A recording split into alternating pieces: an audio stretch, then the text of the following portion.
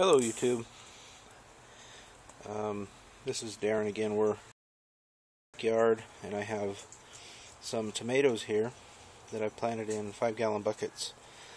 My experiment this year is that I stripped the bottom of the leaves off of these plants when they were still small, and I planted them in the bottom of the bucket with only a little bit of dirt. And as they grew up, I've added dirt. And now I've started to strip off the bottom leaves, and eventually I'd like to get the dirt up to the top of the bucket, which is about to happen soon, maybe this weekend. And then we'll let these things go to town. I'll probably have to put cages on them. And I don't know how big they'll get, but they have plenty of room here in front of this shed to go. So over here I have a hanging bucket. We tried some hanging buckets this year. We drilled a hole in the bottom of the bucket, and we are growing the tomatoes out of the bottom of the bucket. This is the only one that survived, though. The other ones just didn't do well. I think maybe, I don't know if they just didn't get enough sun, or it seems like when I watered them, the water came out of the bottom of the bucket and killed the plant. I don't know why that would happen, and I didn't have tons of fertilizer or anything. All I have is manure, steer manure, and some compost in there. So I don't know why it would have burned the plant, but that's what it looked like. Even if you look at this plant, it has some dead leaves on it. So, you know, I don't know if this thing's even going to make it, but this one's actually doing a whole lot better lately than any of them did. I had 3 others and they all died. You can see the remnants of one over there. I tried to take it out there and put it in the sun to see if maybe it was it wasn't getting enough sun, and maybe that's why they were croaking. But as you can see, giving it sun didn't help either. All the ones that I have in buckets, though, the other way, are doing fine. Some are thriving really well. I need to get in here soon, and probably this weekend. I don't know when, but sometime soon. I'm pretty busy. But I need to get in here and pull some weeds. I got lots of weeds coming up now. Get these weeds pulled and clean this place up back here. I have 4 kids, so it can be messy. But anyway, that's the tomatoes. Now, moving on, we have some other things in my backyard here. My son planted sunflower seeds, and so we have some Russian giant sunflowers popping up, and we have planted also strawberries. Don't know if you can see them. They are small. There, like that one. And since we planted them, there's been lots of wind, and it's blown leaves over my plants. For example, this one here is halfway buried with leaves. But it also has a green shoot coming out of the top of it. And I'm just thinking to leave it alone. We do live in the desert, and it gets quite hot. In fact, it's been hovering around 100 here the last few days. Today was a little bit cooler because we've had an overcast day, but I'm hoping my strawberries will take off. I just gave them some more fertilizer. No, I'm not organic.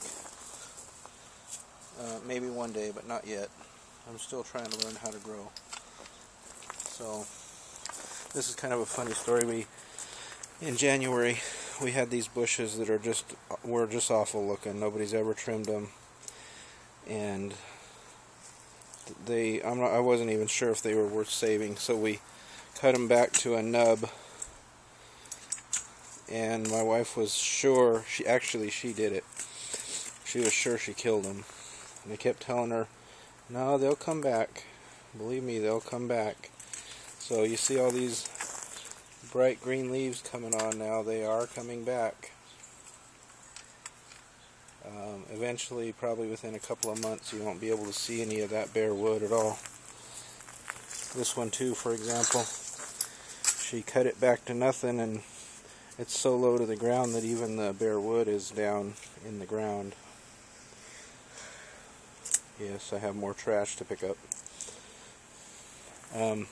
But one thing I've really been watching, we didn't know when we rented this house that there were any fruit trees in the backyard.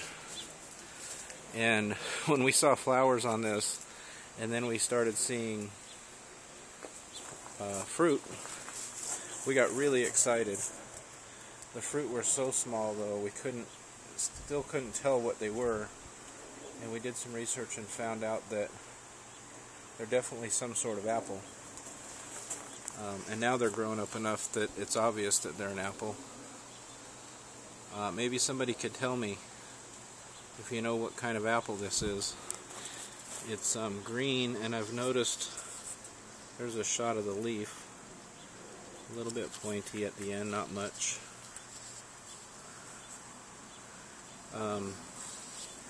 And the wood looks like apple wood too.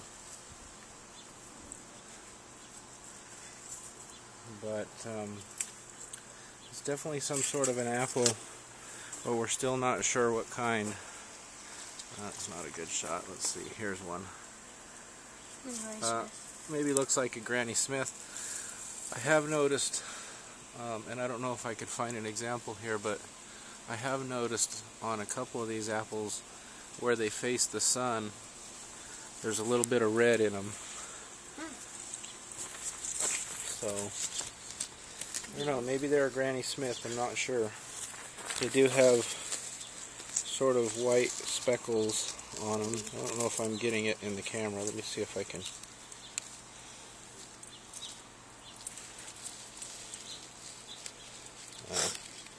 I may or may not be getting it, but and they do tend to grow in clumps too, if that helps anyone, to help me identify what kind of apples those are. At first we thought, they're probably crab apples because they were so small. But I think they're getting big enough that we are fairly sure that they're not crab apples. So we're hoping that they're Granny Smith or something like that. We have some nice roses growing. And we found some mint in here. I don't know what kind, but a very good smelling mint. And we had to cut it way back because there was a lot of dead stuff in here. But we've been watering it and it's coming back. The previous tenants had shut the water completely off, so there wasn't much water getting to anything back here. Now we're watering and the weeds are loving it. Anyway, we have some cauliflower coming up too. Little quick story. I put this row garden in, well, it's one row, in a planter, and I decided to try plastic and plant in the plastic. And it wasn't but a day or two, and my dog decided he liked the smell of the manure in there. So he's got it pretty chewed up. Down at this end we just had to take it completely out. And then over on the other end he has totally eaten it away. So we don't have anything else planted in here. I'm planning on doing cucumbers in here soon. We did get some excellent radishes this year. Bigger than I've ever had before. And this one here is one radish that we just let go because we want to collect the seeds. It was an heirloom breakfast radish that we grew. So we want to collect the seeds off of this. See if we can plant them again next year. They did so well. We planted them in January, and I think by the 1st of March they were ready to go. This here's a lilac, so we do have some flowers. This lilac was about gone. We've been taking it with us every time we move, and this year we gave it a bigger pot more manure, and we put it on a drip system, so it's getting taken care of, and it's really loving it. As you can see, it's going like a son of a gun now. Anyway, thank you. Bye.